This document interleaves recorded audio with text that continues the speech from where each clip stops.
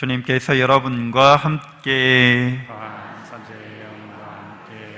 루카가 전한 거룩한 복음입니다. 주님 영광 받으소서. 그때 예수님께서는 비유를 들어 제자들에게 이르셨다.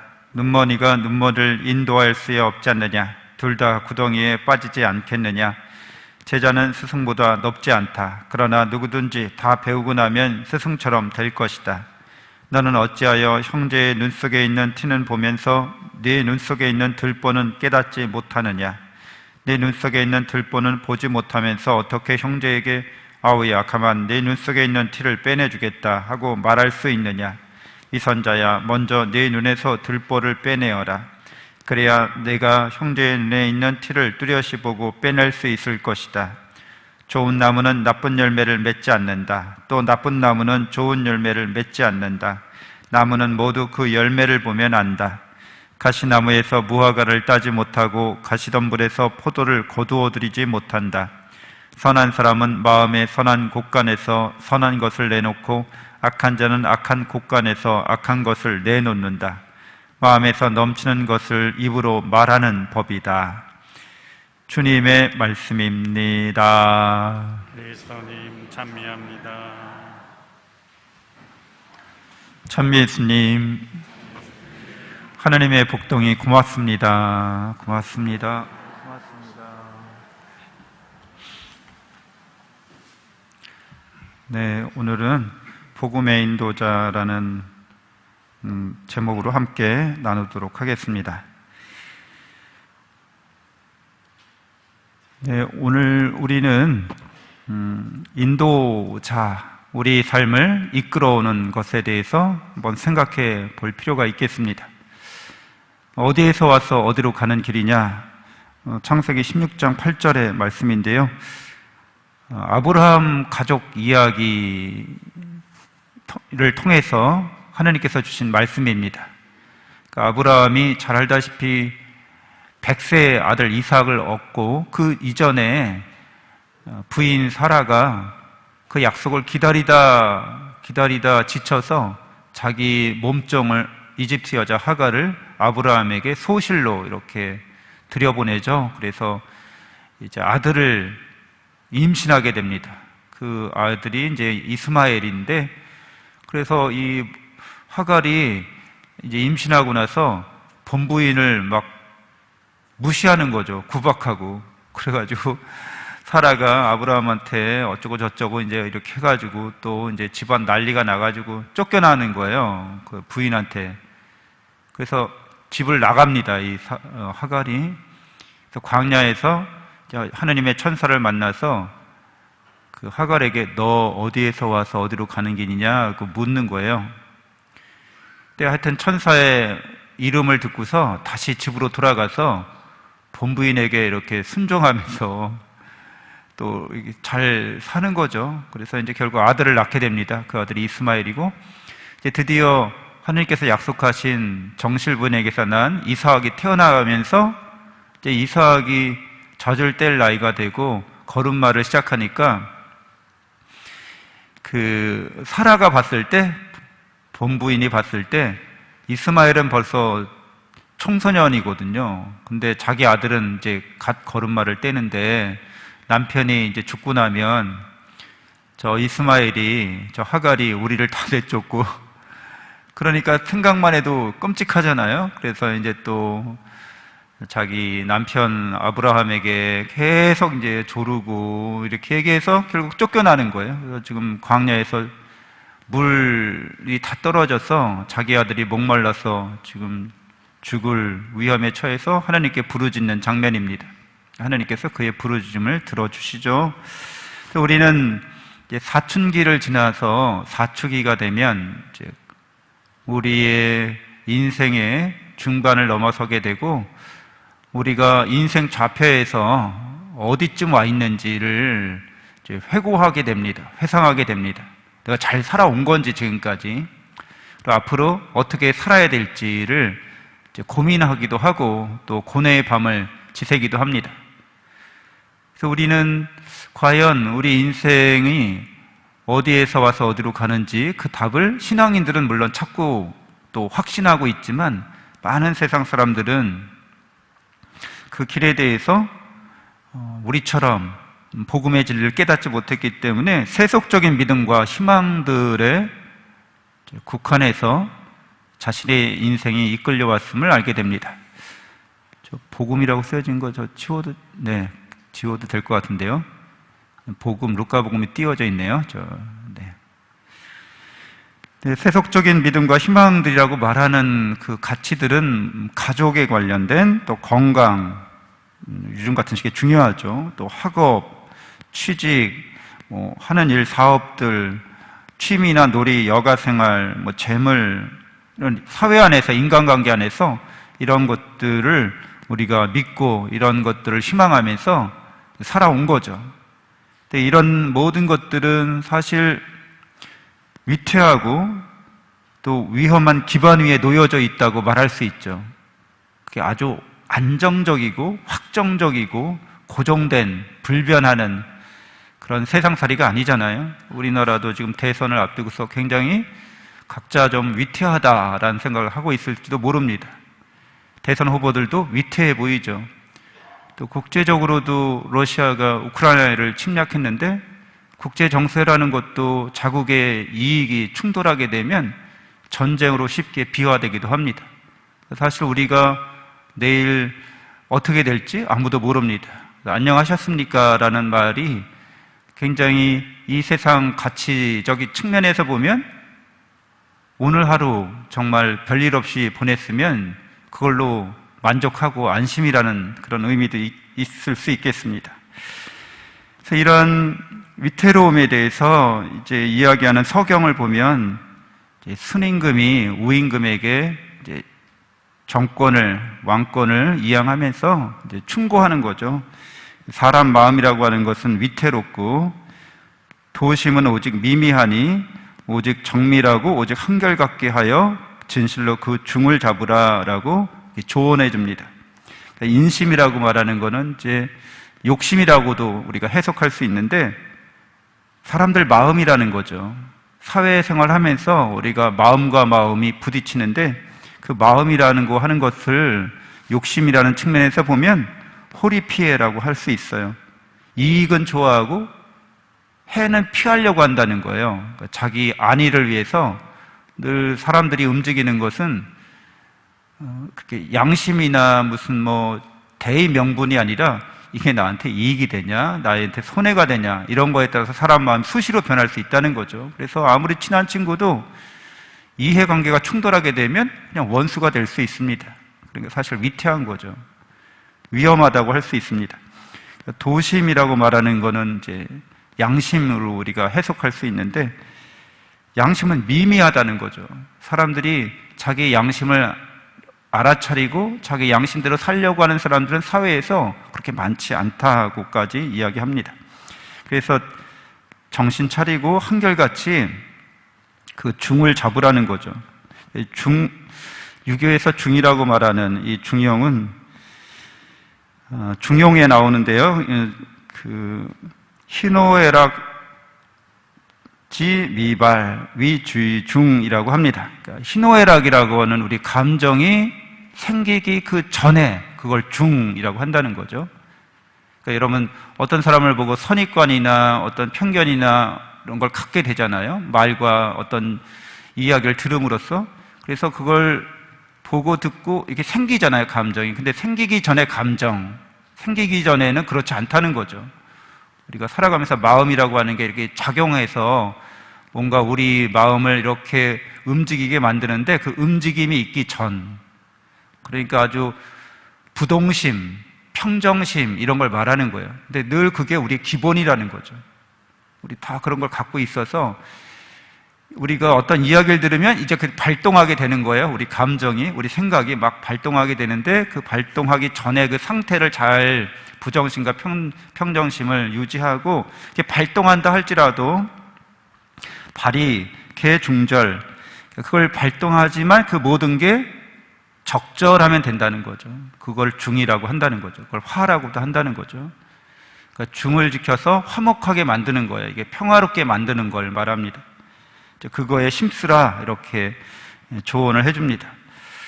이런 도심, 이런 중용은 천명을 따르는 마음인 거죠. 그래서 이 천명을 따르는 마음은 이제 세상 욕심에 사로잡히거나 이렇게 치우치지 않는 그런 자세, 태도를 말합니다. 아예 욕심이 없을 수는 없어요. 근데 욕심이 일어나는데 그거에 사로잡히지 않는다는 거죠. 욕심에 사로잡히면 눈이 어두워져서 어리석은 행동을 하게 됩니다. 또 그것에 너무 치우치면 이제 선한 일을 할 수 없게 되는 거죠. 그래서 예수님은 우리로 하여금 어디에서 와서 어디로 가는지를 당신의 강생육하 사람이 되심으로, 그리고 우리를 위해서 십자가의 죽으심과 부활의 사건을 통해서 다시 아버지께로 이렇게 돌아가십니다. 그러니까 우리가 하느님께로부터 왔다는 것을, 우리가 또 하느님께로 돌아가야 한다는 것을, 또 우리가 하느님께로부터 와서 하느님께로 돌아가는 이 과정 자체가 하느님의 사랑으로 충만하다는 것을 이렇게 우리에게 깨우쳐 주십니다. 그래서 복음이야말로 우리에게 천명인 거죠. 우리의 생명인 거죠. 복음은 우리의 생명입니다. 이 천명이라는 말이 하늘의 명령이라는 뜻이잖아요. 생명이라는 뜻도 살아있는 모든 존재는 명령받았다는 거죠. 어떻게 하도록 명령받았다는 거예요? 하나님을 사랑하도록, 이웃을 나 자신처럼 사랑하도록 그렇게 명령받았습니다. 그러니까 우리는 그 사랑의 길에 어디쯤 와 있는 거죠. 그런 우리의 믿음, 그런 희망은 영원한 생명과 영원한 행복에 가 있습니다. 그러니까 하느님께 가 있다는 거죠. 근데 세상 사람들은 이렇게 하느님 안에서 내가 와서 하느님께로 가는 그 중에 사랑의 실천과 또 사랑에 대한 희망을 간직하고 믿음을 간직하고 어디쯤 와 있는지를 성찰하지 않고, 아까도 얘기한 그런 것들로 이제 내가 그걸 믿고 그런 것들을 희망하고 그런 것들을 내가 얼마만큼 소유했는지, 향유하고 있는지, 앞으로 그게 가능할지 이렇게 고민하고 고뇌한다는 거죠. 근데 그런 것들은 위태하고 위험합니다. 그래서 예수 그리스도께서 우리에게 보여주신 사랑은 저번 강론 시간 때도 했지만 자비롭고 너그러운 사랑을 말합니다. 황금률의 정신인 거죠. 또 정의로운 올바른 사랑을 말합니다. 서의 정신인 거죠. 황금률과 서 이렇게 말씀드릴 수 있는데, 남이 너에게 해주기를 바라는 그대로 남에게 해주어라. 이게 황금률이죠. 서는 네가 싫어하는 일은 아무에게도 하지 마라. 이게 서인 거예요. 그래서 이렇게 지혜로운 사랑을 통해서 또 모든 사람이, 우리가 사랑하고 사랑받는 사람들이 공동으로 선해지도록, 공동으로 하느님을 닮아가도록 그렇게 하는 것이 하나님께서 원하시는 사랑, 예수 그리스도께서 우리에게 베푸신 사랑입니다. 그래서 이 사랑에 대해서 예수님은 우리를 제자로 불러주셨는데, 예수님이 영원한 생명, 또 영원한 행복을 얻는, 그것을 누리는 길은 바로 예수님의 새로운 계명을 지키는 거죠. 사랑의 계명이 예수님의 새로운 계명인데, 그 사랑이 뭐가 새로울 수 있느냐? 그것은 예수님이 우리에게 보여주신 십자가를 통한, 당신의 희생을 통한 사랑으로 새롭다 이렇게 말할 수 있는 겁니다.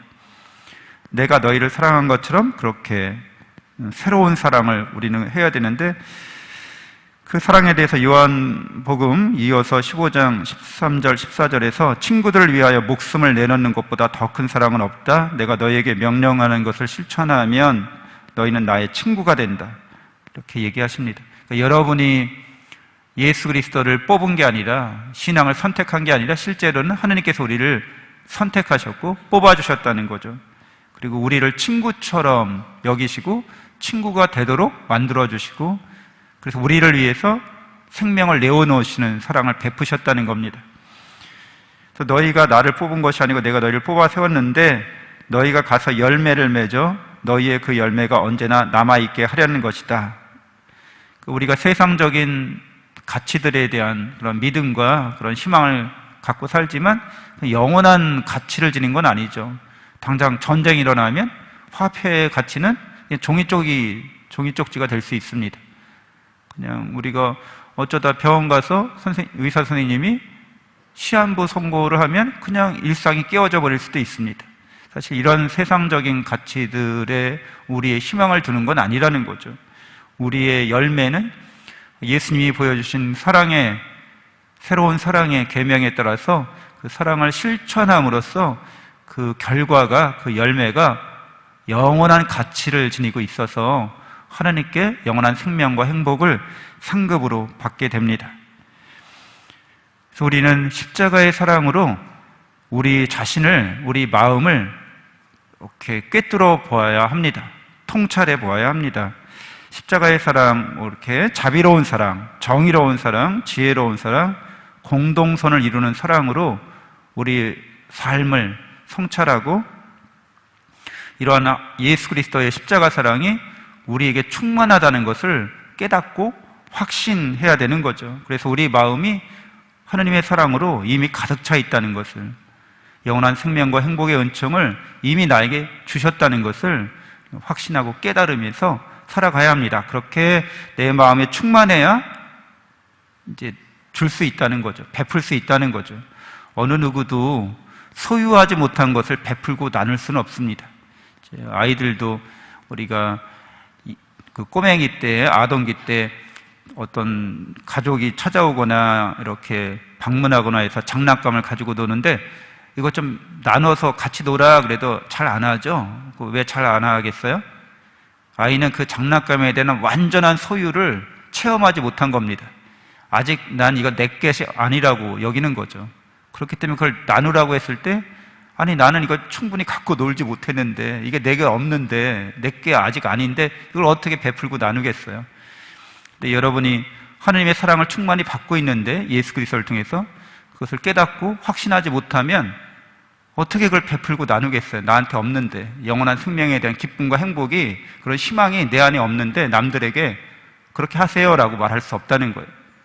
그런데 내 안에 그것이 있다면, 그리고 여러분이 충분히 그 사랑을 깨닫고 믿을 수 있다면 그건 안전하고는 못 베길 거라는 거죠.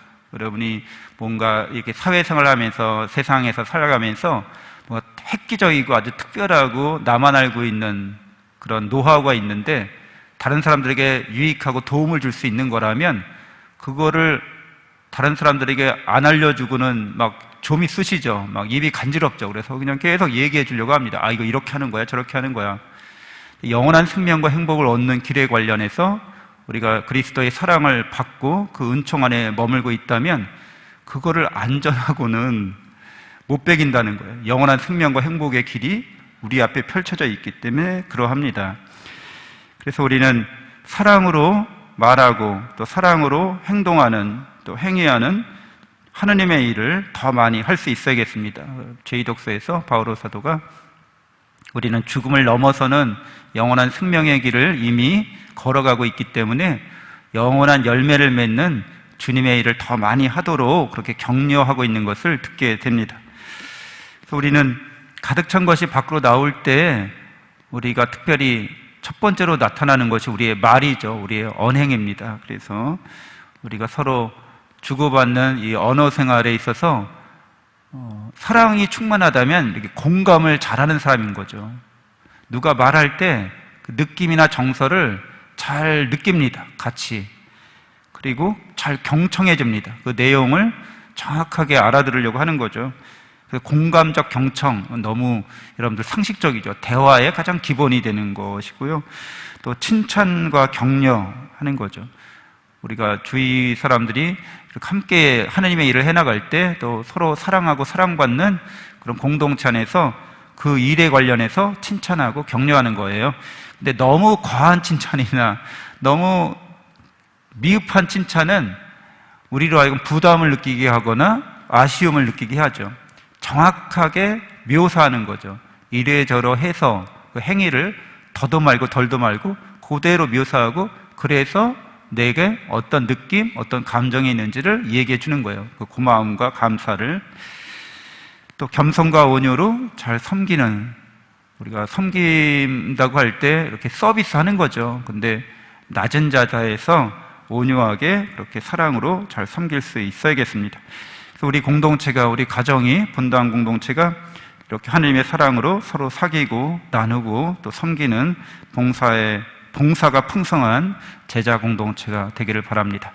우리가 특별히 우리 본당은 아닌데요. 저희가 이제 어떤 신설 본당에 있을 때, 신설 본당이니까 봉사자가 부족해요.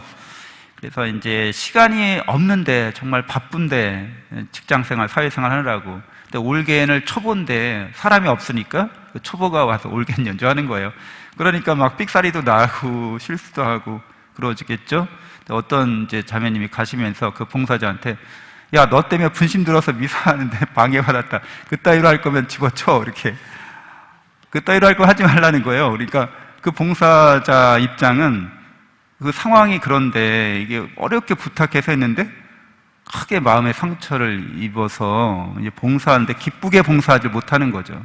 우리가 사랑이 마음에 가득하면 이 입으로 밖으로 나갈 때 말과 행동이 다르죠. 남다르죠. 그래서 여러분들 항상 우리가 서로를 이렇게 격려하고 칭찬하는데 인색하지 않고 또 말씀드린 대로 그렇게 공감하는 마음, 경청하는 마음으로 공동체를 사랑할 수 있어야겠습니다. 잠시 눈을 감고 묵상하겠습니다.